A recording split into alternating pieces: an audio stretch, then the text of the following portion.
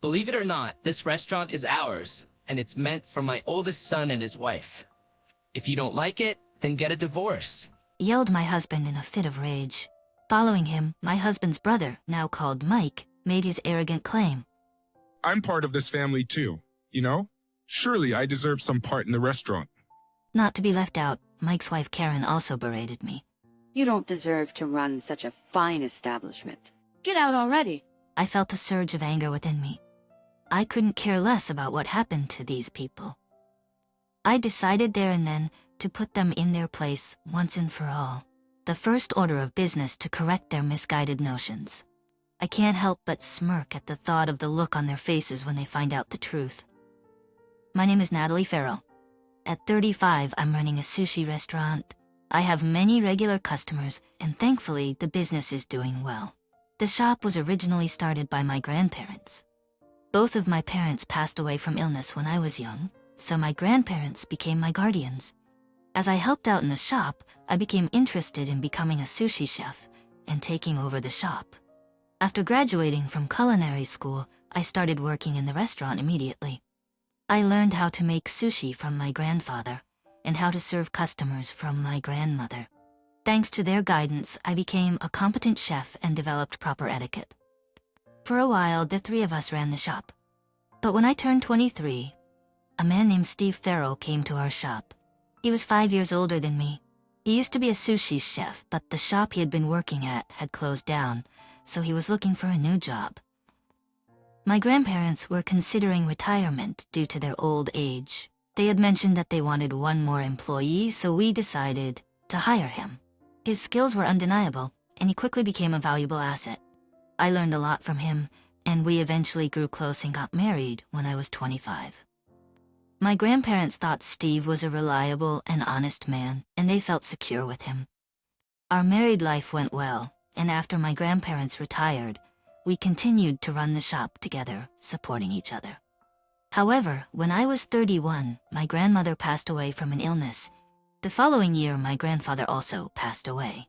Since then, my husband's attitude started to change gradually. When I was in the kitchen, he would become grumpy and started saying things like, "You should focus on serving the customers. I want to hone my sushi making skills, so I want to be in the kitchen as much as possible." Since he was so passionate about sushi, I understood and began to take over more of the serving duties. The real reason behind my husband's change of attitude was something different. About half a year later, I overheard him saying something on the phone. Natalie is a woman, right? I don't like the fact that she's a sushi chef. I was very sad. I was shocked to learn that my loving husband thought this way about me. Sushi is a traditional dish, and there is a strong tradition of male dominance in this field. Therefore, the number of female sushi chefs is low. However, this attitude is starting to change, and there are more restaurants accepting female chefs. And I believe I am able to provide sushi that satisfies our customers. I wish he wouldn't dislike me just because I'm a woman. After hanging up the phone, my husband finally noticed my presence and hastily tried to gloss over his comments. I was just stressed out and said it without thinking. I promise I won't say it again. Will you forgive me? Seeing him seemingly regretful, I decided to forgive him. However, my husband started causing more problems.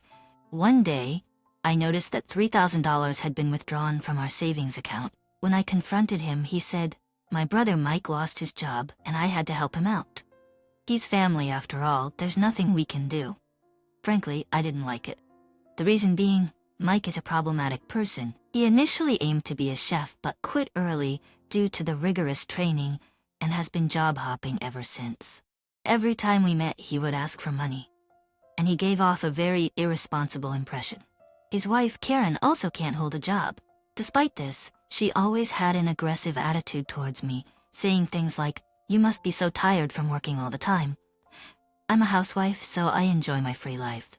I wondered if there was any need to support these people with hundreds of thousands of dollars. They're adults and they're healthy. I wish they could figure it out for themselves. Our restaurant was profitable, but our savings were steadily decreasing. At first, when I pointed out to him that he was giving too much, he seemed to reflect on his behavior and said sorry. But later on he said, "Natalie, you're the one managing our savings and household budget, right? You should just manage it better. And refused to listen to my advice. The situation with my husband was getting worse, and I was starting to worry seriously about our future savings.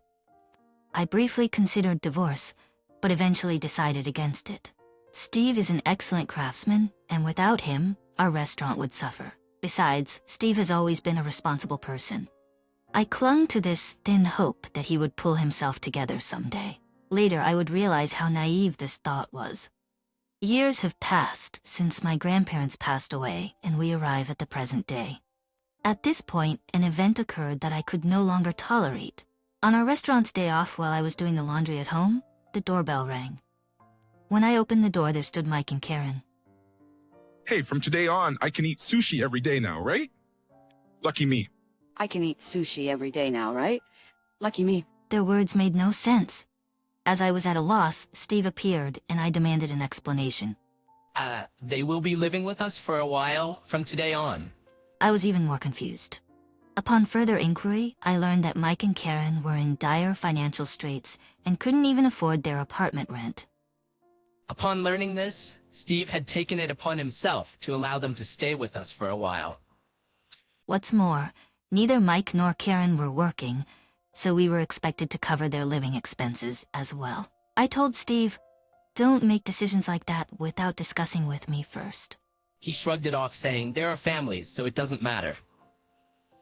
And so their cohabitation began forcibly. Needless to say, my stress levels skyrocketed. Not only this, but Steve took Mike and Karen to our restaurant and allowed them to eat expensive sushi for free. They ate up sushi without a care in the world, chattering and making noise. Steve even announced in front of our other customers, "I'll treat my brother and Karen." Even our regular customers seemed to find this odd. One of our regulars, a man named Tucker, frowned and warned Steve. Steve, it's not right to let them eat for free just because they're your family. It will affect the restaurant's business. Steve pretended to reflect upon his words, saying, "I'm sorry." Tucker is our regular customer, and we have been close since I was a child. He's like a beloved grandfather to me, and he's always there for me, saying if you ever have a hard time, feel free to talk to me. However, despite Tucker's warning, Steve didn't stop giving preferential treatment to Mike and Karen. Steve never scolded Mike and always showed a soft smile towards Karen. Watching Steve like this, a suspicion began to form in my mind. I hoped I was just misunderstanding, but my suspicion would later prove correct. When my stress was at its breaking point, a major incident occurred. One day off, Steve, Mike, and Karen told me they had important news. "Oh, actually, we've decided to hand over our restaurant to Mike and Karen. It's been Mike's dream to become a chef, and we thought it would be a good idea." I felt dizzy. Running a restaurant is tough. I couldn't believe that Mike and Karen could manage it. And I didn't want to give the restaurant that we inherited from our grandparents to people like them. I firmly told them. Then Steve, Mike, and Karen all became furious. Steve yelled at me loudly. "That's my restaurant. What I do with it is my business. Whether you like it or not, the restaurant will belong to Mike and Karen. If you don't like it, get a divorce." Mike also arrogantly said, "I'm part of the family too, right? Just give me the restaurant." Karen berated me, saying, "You're not worthy of that restaurant. Get out quickly." I was filled with intense anger. I no longer cared what happened to these people. I decided to retaliate against them once and for all. First, I decided to correct the three's misunderstanding. I chuckled to myself, wondering what their faces would look like once they learned the truth. I don't know what you guys are misunderstanding, but the restaurant is something I inherited from my grandparents. It's in my name, so I can't transfer it to Steve, Mike, or Karen. As I explained this, my husband looked surprised. "But I'm your husband. I should have the right to do as I please with the restaurant." Inheritances go to blood relatives. Since we don't have children, my inheritance is mine alone. Steve finally seemed to understand the mechanics of inheritance and was stunned. I was almost dumbfounded by his lack of common sense. Because Steve was so dedicated to sushi, he lacked some common knowledge. I have often felt this way in our married life. Then Mike started to make a fuss. Hey, you should have explained this beforehand. I finally raised my voice in anger. What? You guys were the ones who proceeded with the conversation based on your misunderstandings. You didn't even give me the time to explain. Annoyingly, Mike tried to counter further. But we don't care about whose name it's in. We can run the restaurant on our own. You're no longer needed, so get out. I really decided to leave. If I stayed here any longer, I thought I might explode with anger. I packed only the essentials, said goodbye, and stormed out of the house. After leaving the house, I initially stayed in a cheap business hotel. There I strategized about what to do next. I had no desire to make amends with Steve. I had finally realized that the kind Steve was nowhere to be found. I don't know if that was his true nature or if something had twisted his personality. But suddenly, I felt foolish for trusting such a horrible man. I wanted to punish him. I also wanted Mike and Karen to leave my house. I wondered how I could drive them out. After thinking about it, I made various calls and formally launched a revenge plan. After thinking about it, I made various preparations and formally launched a revenge plan. I also went out for a bit, and after about a week, my preparations were complete. So I returned home. Seeing me, Steve and the couple looked triumphant. Steve smirked and looked at me. Hey, finally reflecting and came back, huh? But returning in just a week, you lack resolve. Hearing this, the couple laughed heartily. Suppressing my anger, I showed them several photos. They were stunned at that moment, but Steve and Karen's faces turned pale. Meanwhile, Mike asked in confusion, "What are these photos?" These are photos proving Steve and Karen's affair. I declared in a cold tone. The photos showed Steve and Karen walking arm in arm, appearing to enjoy themselves. The other photos also captured their intimate moments. Mike finally seemed to understand the situation and began to blush in anger. Hey, what is this? You betrayed me with an affair? Mike's anger was fierce. However, Steve did apologize, but instead doubled down. Shut up. It can't be helped. I fell in love. You were wandering around outside, and I happened to go out with Karen. Karen also began making pitiful excuses. It's your fault for not working. Compared to that, Steve is a respectable artisan. It's clear who I would choose. Karen hasn't been working either, and Steve, who's having an affair, is not someone trustworthy at all. So, I was beyond angry and more disgusted. The three of them had started a low-level argument, and it seemed like it was spiraling out of control. Somehow, I managed to calm them down despite the frustration bubbling within me. Once he had calmed down a bit, my husband glared at me. How did you get these photos? You've been following us? No, I replied. I hired a detective to gather evidence of your affair. That's how I got these pictures. So that's why I'd been visiting a detective agency. My husband ranted. Hiring a detective is cowardly.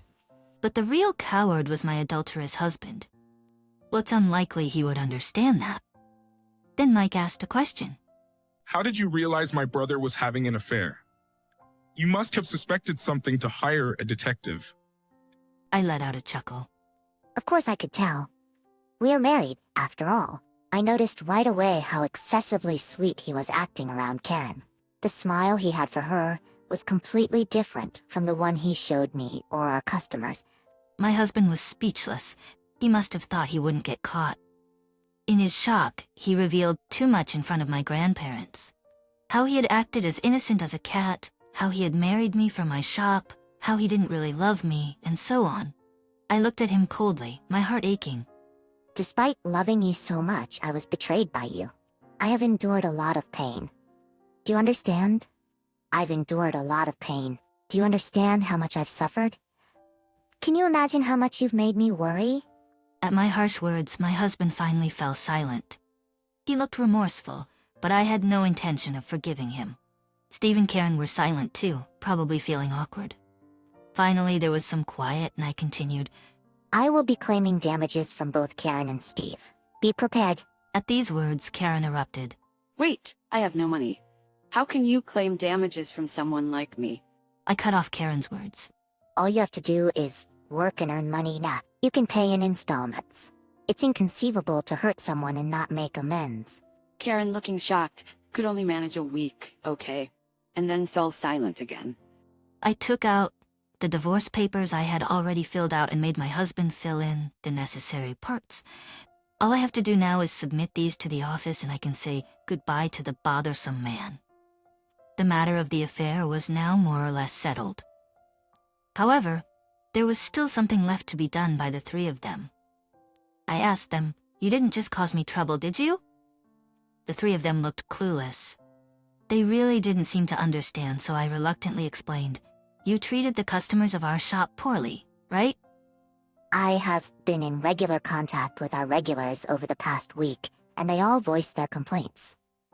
The main complaints were that despite the many mistakes, they never apologized, and they loudly insulted customers in the staff-only area. There was even a claim that Mike tried to steal change. When I told them about these complaints, their faces turned pale. Since you have caused so much trouble for our valued customers, I will have you apologize. I am going to call our regulars now and have you apologize. I pulled out my phone and started making calls. First, I briefly explained the situation, and then my husband Mike and Karen apologized in that order. We repeated this process several times. All of our regulars were understandably angry at the three, so the apology took much longer than expected.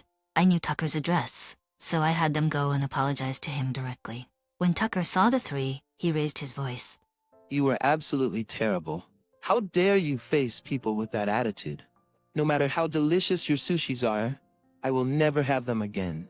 Then he looked at me and smiled kindly. Natalie, you should cut ties with these people. Even if Steve leaves, a more skilled artisan will come to your place. Yes, I'm divorcing my husband too. Thank you for all your help. I'm truly grateful. Before carrying out this plan, I had also sought advice from Tucker, which had proven immensely helpful. I thanked him deeply. After leaving Tucker's house, I made sure to let Mike, Steve, and Karen know that I had reported their misdeeds, including their infidelity, to our regulars. You three might want to continue working as chefs, but I don't think our regulars will be visiting your restaurants. If they tell others, those people probably won't either, I said, adding insult to injury. Even if the three did run a restaurant, the mental damage of their embarrassment being known to so many people would be significant. I told them to pack their things and get out immediately, which they did. After they were kicked out, they seemed to get into a heated argument about what to do next. They were making such a commotion in the street that the police were called and they were taken away. They were troubled to the end. The three didn't end up with criminal records, but they did split up and started living separately. Mike and Karen got divorced too. I submitted the divorce papers to the government office and clearly cut ties with my husband. Mike is still unemployed and living a poor life. I heard he's struggling daily to dodge debt collectors because of the substantial debt he owes. As I promised, I demanded alimony from my husband and Karen. Karen seems to have found a job for now. However, she was unemployed for a long time, so she can't suddenly become a high earner, and her salary seems to be quite low compared to her peers. My husband also managed to find a job and relocated to a remote state where he didn't know anyone. Yet rumors have a way of leaking out, and their past wrongdoings became known, leaving them with no place to hide. In particular, my husband and Karen have to keep working to pay their debts. I imagine their days are tougher than they expected. I hope they suffer. Even after my husband left, the restaurant is doing well. My regulars who learned about the incident started coming to the restaurant more frequently to support me. I had fewer chances to be in the kitchen due to my husband, but I have been practicing in secret, so my skills haven't deteriorated. The enjoyable days have returned, and I'm living a fulfilling life. We have also gained a new employee. She's a girl who just graduated from vocational school. She's still an apprentice and has a lot to learn, but I sense a flair in her. Her attitude towards the customers is excellent, so she is well regarded among the regulars. Since we're both women, we found it easier to connect with each other, and she sometimes confides in me about her worries. I think we're building a good relationship. I even consider having her inherit the restaurant in the future, but I intend to keep doing my best as an active chef for now. While cherishing this restaurant that I inherited from my grandparents, I want to keep growing both as a sushi chef and as an individual.